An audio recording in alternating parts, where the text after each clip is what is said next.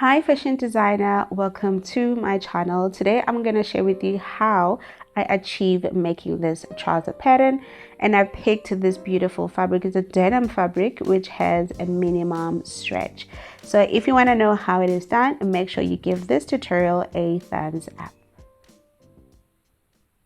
So to begin drafting the pattern, you are going to need a pattern paper, of course, and I'm going to leave a space here of around 5 inches on the side, and I'm going to start marking two lines. One is the vertical line and other one is the horizontal line. So I'm going to leave around 1 inch space right here on the top edge of the pattern paper. And then you're going to proceed by implementing your measurement, quarter of your waist round circumference plus 1 inch of your dart. So this line, we are going to refer to as the waistline. So from the waist to hip, it's going to be 9 inches in my case. So yours can be 8 inches or 8.5. So now you're going to measure from waist to crotch depth, which is going to be 12.5 in my case. Then once you're done, you want to make a line across the pattern paper. Do not forget to label your lines. This one's going to be a hip and this one is going to be a crotch line. So for the horizontal measurements, you're going to take your quarter of your hip round circumference plus half an inch ease, and you're going to implement that measurement on the hip and also on the crotch. Then you want to go ahead and connect the 3 points from the waist to the hip and from the hip to the crotch.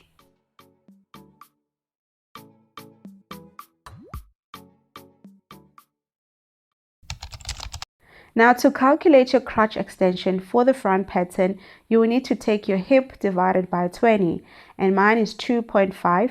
And I'm going to also implement this 2.5. I'm going to mark it here on the crotch depth line. Now we've got 2 points. So from the crotch line, I'm going to go out in a 45-degree angle by 1 inch. And then I'm going to connect these points to create a crotch curve. And then once you're done, you want to go ahead and shape the waist of the trouser. To avoid any excess fabric, I went in by half of an inch and I reconnected back to the hip line. And then also from the waistline, I went down by half of an inch. So it's going to be half of an inch to 0 at the waistline. And just like that, we have created or shaped the waistline. So we're not going to make use of this area any longer. So the next thing you need to do is to implement your dart. So you need to measure your apex to apex divided by 2. So mine is actually 4. I'm going to mark 4 inches from this new waistline. I'm going to create a marking here. And remember your dart width is actually 1 inch. So I'm going to implement ½ inch on one side and ½ inch on the other side. So the dart leg length is going to be 4 inches for the front pattern.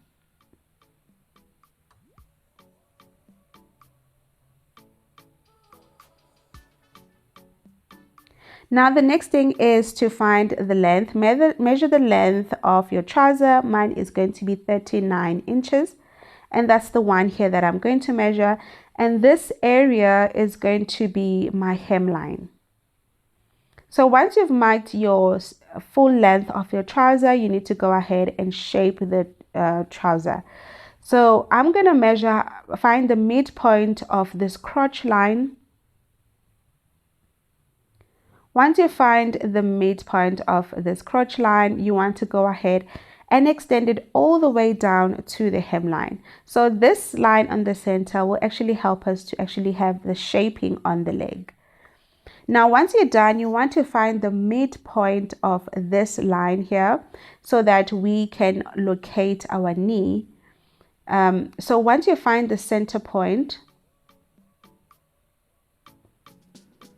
right here, because I took my knee measurement above the kneecap, I want to go up from this point by 1 inch. So once you've marked that 1 inch, this is going to be your new knee line. Now you need to take half of your knee round measurement, and mine was 9. So half of 9, I further divided 9 into half, and I placed 4.5 on one side and 4.5 onto the other side. So once you're done doing this, you want to now connect these points from the crotch line to the knee. Now when it comes to this inseam area, make sure that this part on the crotch is not deep inside, because it will affect the fitting of your trouser. So right on the ankle, I did the same thing, half of the ankle measurement, and then it was actually 6, and then I further divided 6 into 2. It was almost 3 inches, and I placed 3 inches on one side, 3 inches onto the other side. So I proceeded, connected from the knee to the ankle. To create a waistband, this is my favorite method of creating a waistband, whether it will be in a princess skirt or whatnot. So I measured 1.5 inches from this new waistline over here. I have marked 1.5 new waist for the waistband. And then once I've marked 1.5 from the waist to create the waistband, I am going to go ahead now, of course, and close down the dot. So this is going to be the front waistband. For the front pocket on this new waistline here, right under the waistband, I'm going to mark 2 inches. So from the side seam, I'm going to mark 5.5 inches, which is going to be the pocket opening.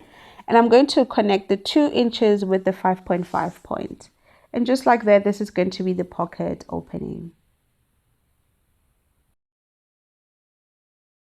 For the zipper fly, I'm going to measure from the waist to where I want the zipper fly to end, which is around 8 inches. And then from the crotch depth line right here, I'm going to start marking the width of my zipper fly, which is going to be 1.5 inches. And just like that, you are done creating your zipper fly. Now, when you draft a zipper fly, make sure that it starts from this line on the crotch depth. So to cut out the front pattern, note how I'm cutting it. On the waistline, I'm going to cut out the first black line that we have marked, which is the first waistline, because we will need the front pattern to draft the back. And then right on the side seam, I'm going to cut it as it is. And also I'm going to cut the front pattern together with the zipper fly. Now, once you reach the hemming, make sure you leave a little bit for hemming allowance. And the way you cut your paper, make sure you cut it out, not straight, because we will need this for hemming allowance. You are done with your front pattern. Now it's time to draft the back pattern. Now for the back pattern, I went ahead and I folded from the zipper fly area. So I'm going to fold this area in, and I'm going to leave the waistband. Now when you place the front pattern on a new pen and paper, make sure that you leave a space on the top, including the side, and go ahead and trace out your front pattern. Make sure also you trace out the dot, all the line, the hip line, the crotch line, including the knee line. And just like that, you want to go ahead and trim off that excess fabric or excess paper on the waistline for the front pattern. Then we can put it aside. Now to create the back pattern, I'm going to first mark the dart leg, which is going to be around 5 inches for the front. Remember the back, we took 4 inches, but the back one is going to be around 5 inches. So the dart width for the back is the same for the front, which is 1 inch wide. So here on the crotch depth, I'm going to go higher by 1.5 inches. This is to help the coverage for the back side. So you want to reconnect it back to the waist for the back. Now, because I've noticed most of the time when I make trousers, there is so much gaping at the back. Now, if you have the same problem, this is optional. If you have the same problem, right on the waistline, right on this area, go in by 1/2 of an inch. This will eliminate any gaping, and also it's like creating a dot. So I'm going to remove 1/2 inch and then reconnect it back to the waistline. So I'm just going to blend it back to the waistline, and then just like that you have eliminated the amount of gaping. Now for the front we did the same thing because we're avoiding any gaping in the front. We did that for the front, right? So we are also doing the same thing for the back. Again, if you have the problem that I do have of gaping on the waist, try to do this. It works. Now, talking about the crotch extension for the back, we are going to take the hip round circumference and we're going to divide it into 10. So before I do that, I want to extend this crotch depth line right on the crotch line. And then you're going to take the hip round circumference divided by 10. Now from this point right here, mine was 5, right? I'm going to mark 5 from this point, 5 here, 5 inches, and this extra bit is actually 1.5 inches. So 1.5 inches, and that's my crotch extension for the back. Now from this point right here, you want to lower this crotch line a little bit by 1/2 inch because it needs to be comfortable as you're wearing your trouser. So after you've marked that 1/2 inch, you want to blend it back, and I'm just going to take my curve ruler, or you can do it with a free hand, and this is your crotch extension for the back. And I'm going to stretch out this first line because we're not going to make use of it anymore.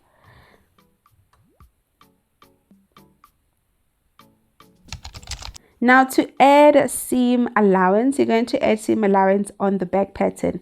Notice that we didn't add seam allowance for the front. All the seam allowance should be at the back. So I'm going to start implementing my seam right about this line. And for the crotch, I'm going to add 1.5 inches right here on the crotch line. And usually when you reach this crotch area, I usually used to get confused how to add this 1 inch. But I figured that marking a line like this and just mark 1 inch from here, from this 1 inch point, that's when now you can reconnect it back to this area,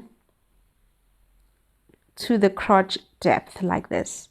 Okay, without taking in too much or less in this area, because this part is very important in terms of the trouser fitting you accurately also. So right on the inseam, you will need to take in seam allowance of around 2 inches. And then once you take in your seam allowance up to the hemline of 2 inches.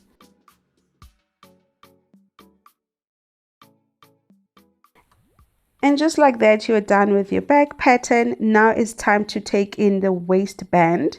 And I'm going to mark 1 inch, just like I did, 1.5 inches, just like I did for the front pattern.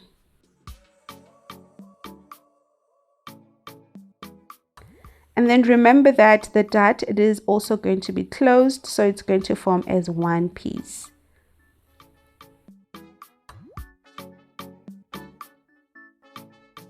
So I've added around 1 inch of hemming allowance for the front pattern, and I'm just going to take the front pattern and just trace the hemming for the back, and I'm going to shift it towards the front like this and also trace it out. Now you might wonder, why am I doing it like this? Because I want the hemming to match. I found that if they don't match, then it becomes a problem when it's time to hem your trousers. Okay, it might not be a big deal for you, but this one actually has helped a lot. So just in review, you will see that the back pattern has seam allowance compared to the front, and also the crotch extension is a bit longer for the back compared to the front pattern. And these are all the pattern pieces that I do have. For the front, I am going to create a outside pocket. It's not going to be a pocket that you sew it on the inside. So the length of my pocket is going to be around 9 inch after I have folded the waistband. So I've marked the 9 inch of my pocket, and I'm going to take a new pattern paper, place it under this front pattern, and I'm just going to use my tracing wheel to trace out the pocket. And I'm also going to trace out the side seam and also the waistline.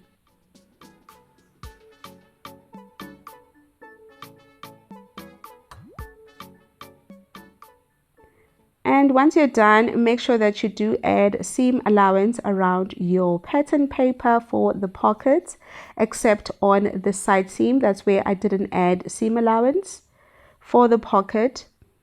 And once you are done, create some notches so that you'll be able to know how to place this pocket. And this is how it will sit on my trouser once it is sewn out. It's going to be the outside pocket, and I can't wait to create or reconstruct this trouser pattern. Now I'm going to go ahead and separate the zipper fly from this line over here, and now we have also separate the waistband for the front pattern and close down the dot to form one piece. And make sure you do mark this, that for the front waistband it needs to be cut ×2. And for the back pattern, it's so easy. We just need to cut out our waistband and also close the waist dart just like we did for the front. And as for the waistband for the back pattern, it will need to be cut on fold.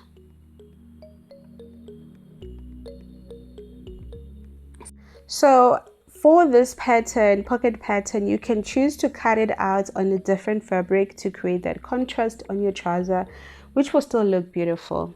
So here on the pattern, the waistband, I've added seam allowance all around it, and the back pattern, I actually laid it on fold, and I created a back pocket for this. You can go ahead and trace out from one of your old jeans or some of the jeans that you have. So for the front pattern, I went ahead and I added 1/2 inch seam on the waist. Okay, for the back pattern, make sure you add that to connect the band. And also for the front pattern, I added, for the flyer, I've added around 1/2 inch seam all around it. And for the waist also, make sure you add 1/2 inch seam on the waistline because you need to connect it with the band also. So just like that, that's where you have to add seam allowance. That's all my patterns. And hopefully you enjoyed this tutorial as much as I did. See you in part 2 on the next lesson.